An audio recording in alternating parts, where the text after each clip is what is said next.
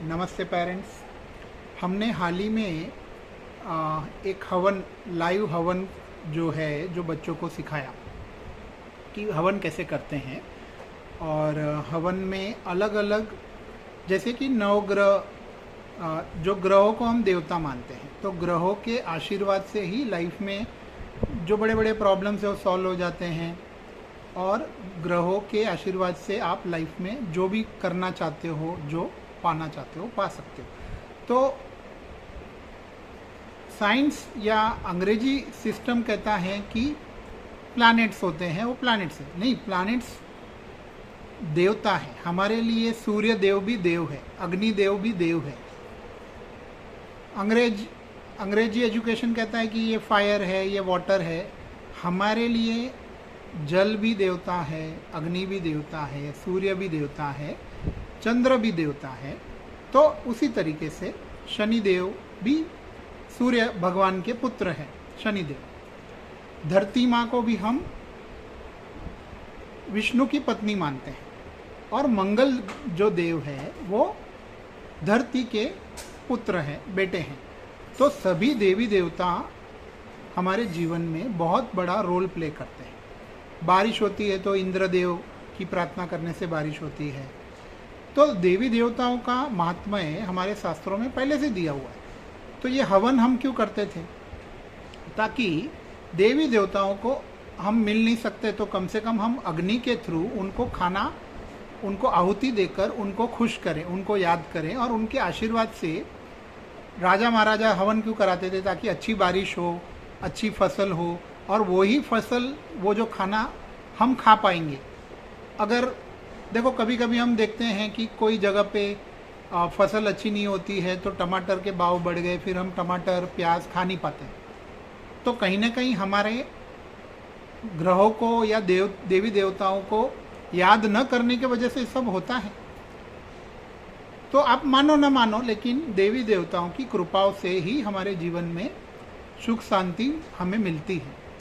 तो हवन के अलावा कई पेरेंट्स ने पूछा कि कोई ऐसे तरीके हैं जिससे कि हम देवी देवताओं को खुश कर सकें। तो हमने अलग अलग मंत्र, हर एक देवी देवताओं के मंत्र होते हैं।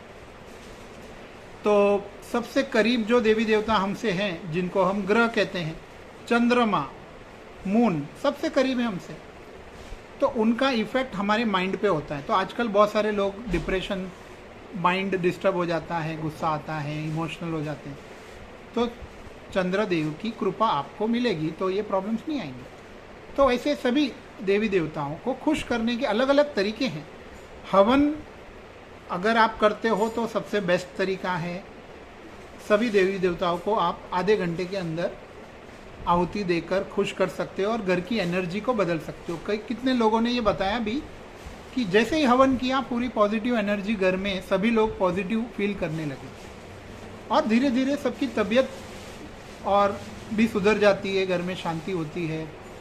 और जो पैसों का प्रॉब्लम्स है, फाइनेंशियल इश्यूज है, पैसा अटका हुआ है, वो सब भी लेकिन डिपेंड करता है किसको कौन से प्रॉब्लम्स हैं।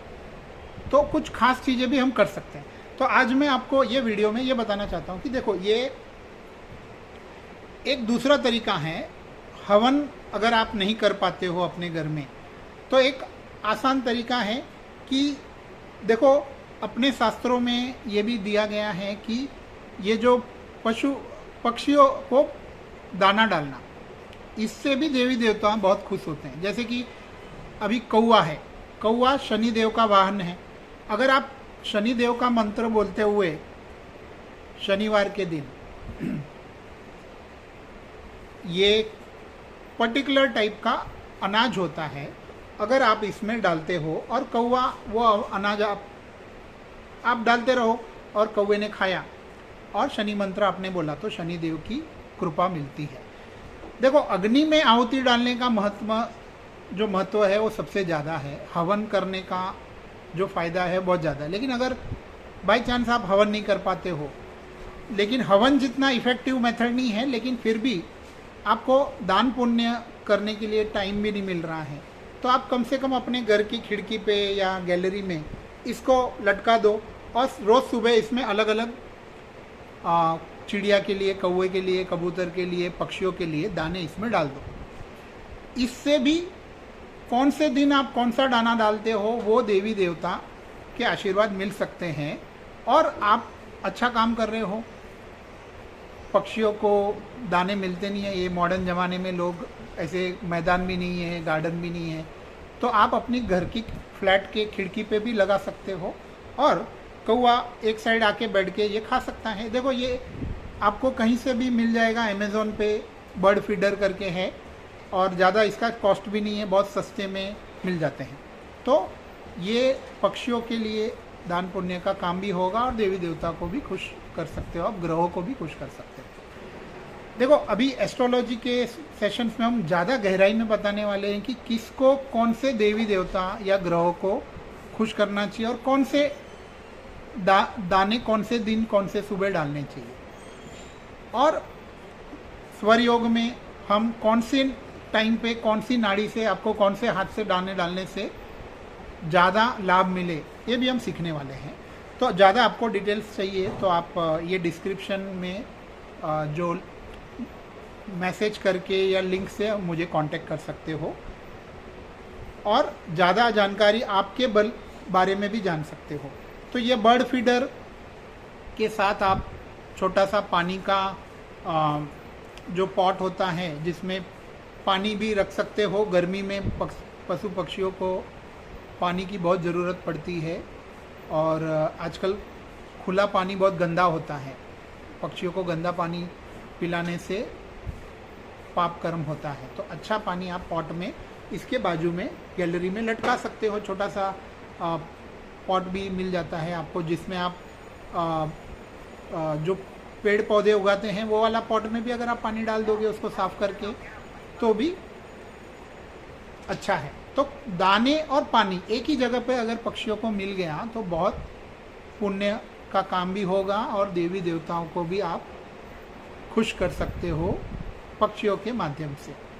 तो उम्मीद है कि आप अपने बच्चों को बर्थडे गिफ्ट के तौर पे ये सब चीज़ें करना सिखाओगे और बच्चों को हर एक साल कुछ अच्छी चीज़ें दूसरों के लिए जीना भी सिखाओ। बच्चे बहुत सेल्फिश बनते जाते हैं, इसके लिए तकलीफ़ें बढ़ती जा रही है जीवन में। पहले के लोग देवी देवताओं का भी ध्यान रखते थे, पशु पक्षियों का भी ध्यान रखते थे, लेकिन आज ये फिर से बच्चों को ये सिखाने की ज़रूरत है। उम्मीद है आपको ये वीडियो पसंद आया होगा और आप बहुत ज़्यादा से ज़्यादा लोगों को ये चीज़ के बारे में जानकारी देंगे। धन्यवाद।